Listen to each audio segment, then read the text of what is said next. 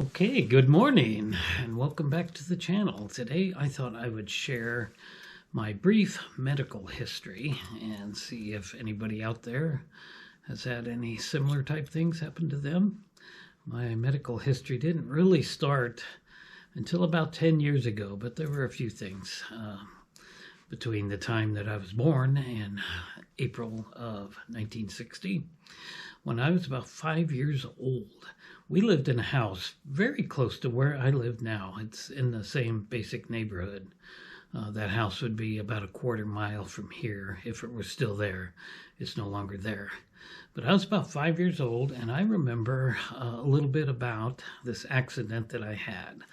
I was riding my tricycle. It's a little red and white tricycle. I dearly loved it, and I know that. And before I got onto a two-wheeler some years later, but I was riding my tricycle in the yard, and I'm just really pedaling and going and having a blast. And my dad had taken and trimmed I believe it was a pine tree in the side yard or the front yard. I'm not sure which. But when he had cut those off, the knots stuck out from the tree about that far.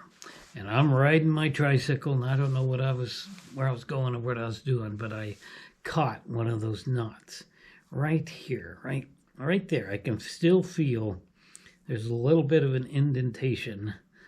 I got a hole in my head, in other words. Anyway, there's a little bit of an indentation, and I had kind of forgot about all this. It wasn't until a little after 2000 that I made the big mistake of doing the butch cut, having my head completely shaved, and eventually, and actually going down to a razor where I shaved my head. And I could see this indentation it's right here, right there. I can feel it. And there was also a scar mark where no hair would grow, and it was really obvious when I don't have hair. Well, I never made that mistake again and shaved all my hair off because I look like Charlie Brown with a beard. So that was my first trip to the hospital. I remember blood running down my face and into my eyes. I remember my mother and both my dad being pretty hysterical. I think Mom was more hysterical than Dad. But I had a wash rag on it, and my dad drove me to the emergency room, and I got my head sewed up. So that was my first trip to the emergency room. Later on in my teenage years, I was laying on my bed, and the ceiling, I was in upstairs attic at the house by the cemetery, actually more like that way. And I had my feet up on the roof, and apparently a piece of plaster or something, a very small one, came down and went into my eye. I, of course, didn't wear glasses back then, and could not get that piece of plaster out. It was, every time I'd blink my eye, you could just feel it kind of grinding in there. And I went to my mom. I was probably 13 at that time. I was 12 or 13. And I needed to be taken to the emergency room so they could get that out of there. So that was my second trip to the emergency room. And everything would be good until May 2nd of 1982. I was 22 years old, and I had gotten into roller skating as a young adult, and I was on a speed skating team in another town south of here. And we would meet there once or twice a week or whatever it was and speed skate. And I went down. I don't remember too much about it. It happened really fast or going really fast. Anyway, I shattered my left ankle. It was pretty obvious, the swelling, and my ankle would kind of flop around. They didn't take me to the emergency room until about midnight that night. And I couldn't drive, of course, so I had to be driven to the emergency room. And they took an x-ray of it and showed me the x-ray, and I could see that, between my ankle and my leg bone, like this, there was a chunk of area that didn't have any bone in it. And there were all these pieces and fragments around. And they explained to me what had happened. And I looked at that and I thought, that's it. I'll never walk again. I'm crippled for life. and they were able to actually set it that night. They knocked me out. That was my first time having a narcotic. I would be on Demerol for 4 days after that. They put in a plate and screws and all that, and that is the main reason for my arthritis is in my left ankle. Arthritis is now setting into the joint because it's all deformed. It's been altered, and now it looks quite deformed, my doctor says. And so that's arthritis started building up in there by the time I was about just a little over 40 years old. And it's been painful ever since. So that was 1982. I had to have 2 surgeries on it. They had to do the initial surgery, and then I had a big cast on my leg, great big thing, you know, up to the knee. And talk about itching. I was taking rulers and stuff and putting down there, and this was summertime. It was hot in the house I lived in with roommates. And anyway, once they took the cast off, I had to have a second surgery. They had to go in and remove, I believe there's only one, but it might have been more than one screw that went through the joint so I could learn to walk again.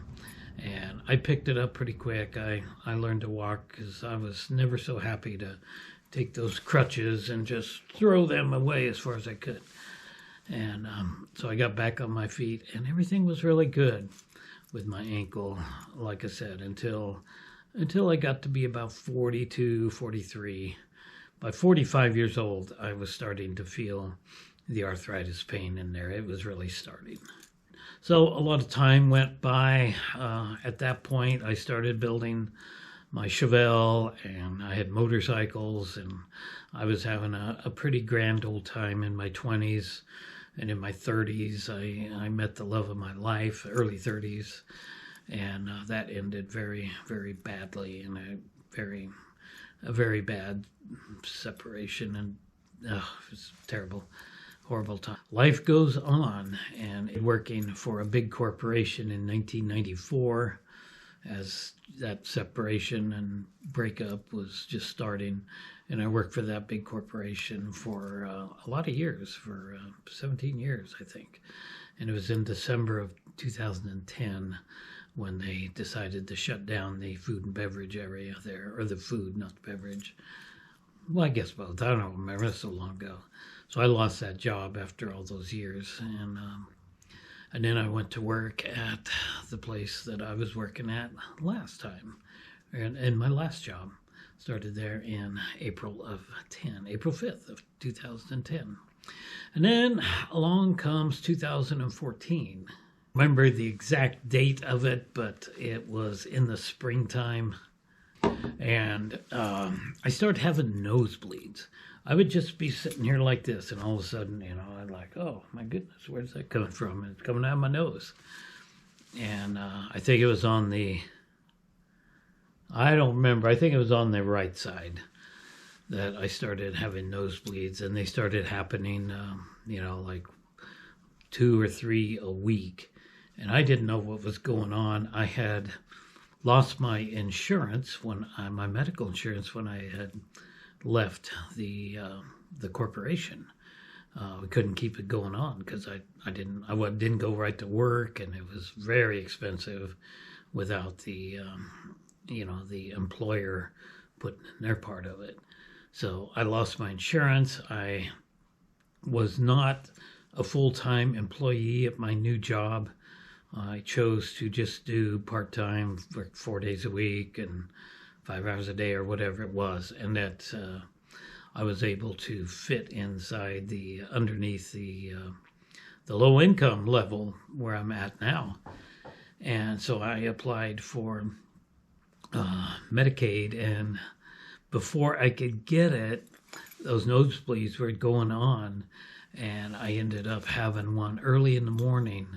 I was in the shower getting ready to go to work, and I'm in there washing and blowing my nose, and all of a sudden, and it's really difficult when you're get out of the shower and you're having a terrible nosebleed. It's just dripping out of there at a healthy pace, and you're trying to towel off and you're trying to get dressed and everything. Well, this This went on for well over half an hour, and I couldn't get it to stop. No matter what I did, I couldn't make it stop.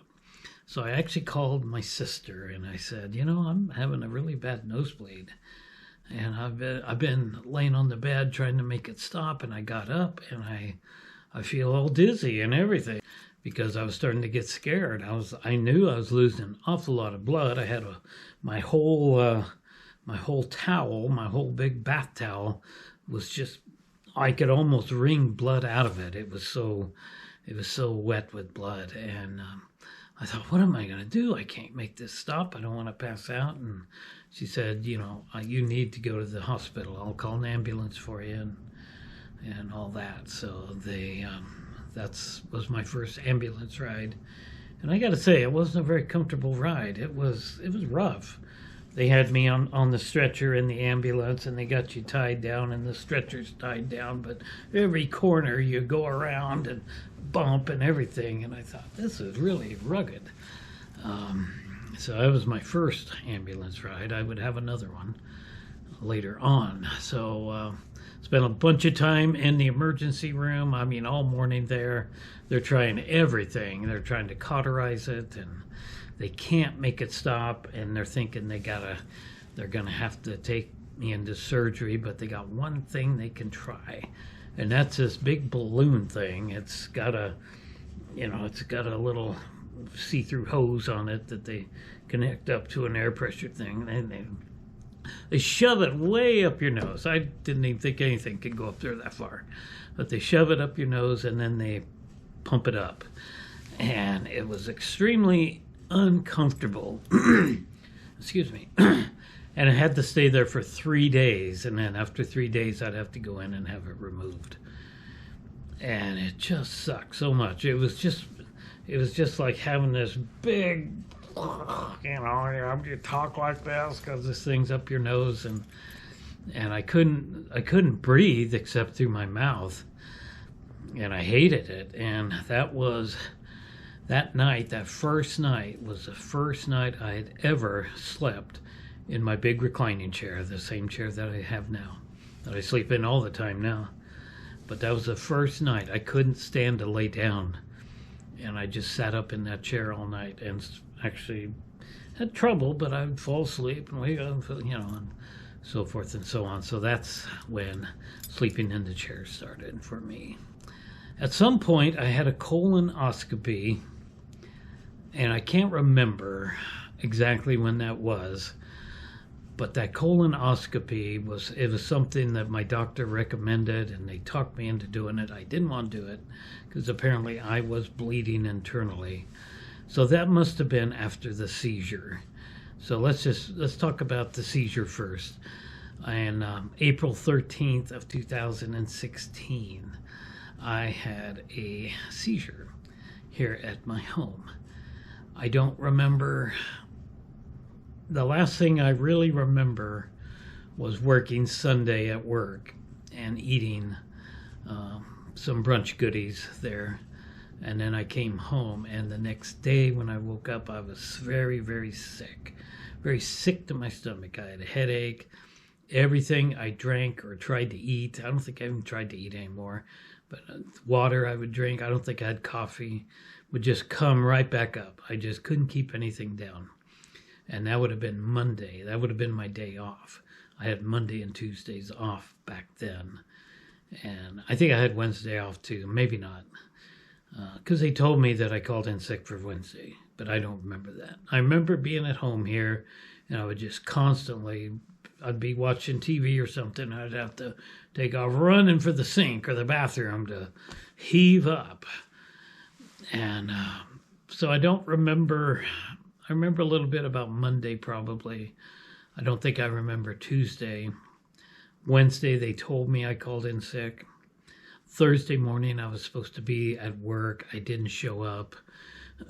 My boss got wind of it and said, this is very unusual for him to not show up. So he drove over here to my house, and both my car and my pickup were here. They pounded on the door. I wouldn't answer the door. I wasn't aware. I remember I was laying in the bathroom on the floor, and I was really, really angry because I'm laying there on my bathroom floor on my stomach. I don't feel good. My elbows and my knees are all bloody, but I don't know it at that time. But I'm laying there, and the bathtub's right here and the toilet's right here, and I was really mad because why am I sleeping on my floor, on my bathroom floor?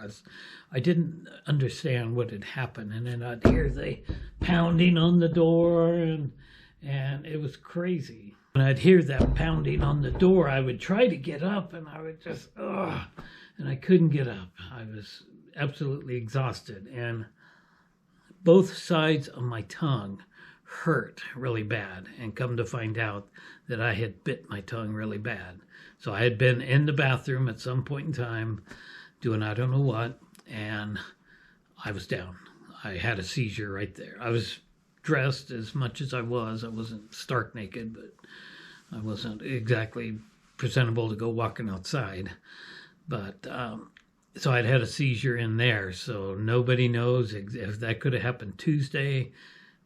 I called in sick on Wednesday, so it probably didn't happen Tuesday, so it must have happened sometime Wednesday or during the night Thursday. I don't know. It was around 7 or 8 o'clock when my sister had been called, because she was my emergency contact person, and she got over here, and she was out here with my boss, and they decided to call the police and do a welfare check. And I remember hearing this huge big crash, a slam bang, and it was this door right here being kicked in by the police. And then I hear police department welfare check, and I'm still back there in the bathroom, and I'm like, I'm back here, And so they called an ambulance, and again, I took another ambulance ride. I don't remember the ambulance ride. I do remember waking up in the emergency room, and I remember bits and pieces of that. And I don't remember getting a catheter. You should remember getting a catheter. I certainly remember it being removed. But I spent 3 days, 2.5 days or so in ICU. I was in a big glass room. They wouldn't let me get up or anything. And they had IVs. They were pumping fluids into me and everything. And then I spent 3 more days upstairs in 2 West, I do believe. And I remember I was in room 2013. And I was very near where my best friend had lived, very, very near. If I would, when they finally let me get up and walk around, I could look out the window and I could see where his house had been. And my best friend had committed suicide on April the 5th, 2013. And this was April the 5th when I had this seizure, or when I was in the hospital of 2016, so it was 3 years. So those strange coincidences. I was going to do a video talk about him at some point in April, around that date. So is when I had my first and only seizure, and it was ultimately, my doctor said it was caused by a blood pressure medicine that I had been prescribed for in 2014. And I left out part of this story on the nosebleed story. The reason I had the nosebleed was because my blood pressure was like 196 over, I don't even remember what, 211 or 111 or something like that. It was ridiculously high, and they put me on blood pressure medicine. And I was on one that has like 25 letters in it. Big, long, can't even pronounce it. But I ended up being allergic to that, and it was a water pill, apparently. So that is the one medication that I'm allergic to. I carry that in my wallet in case something happens. There's a note in my wallet saying I'm allergic to this.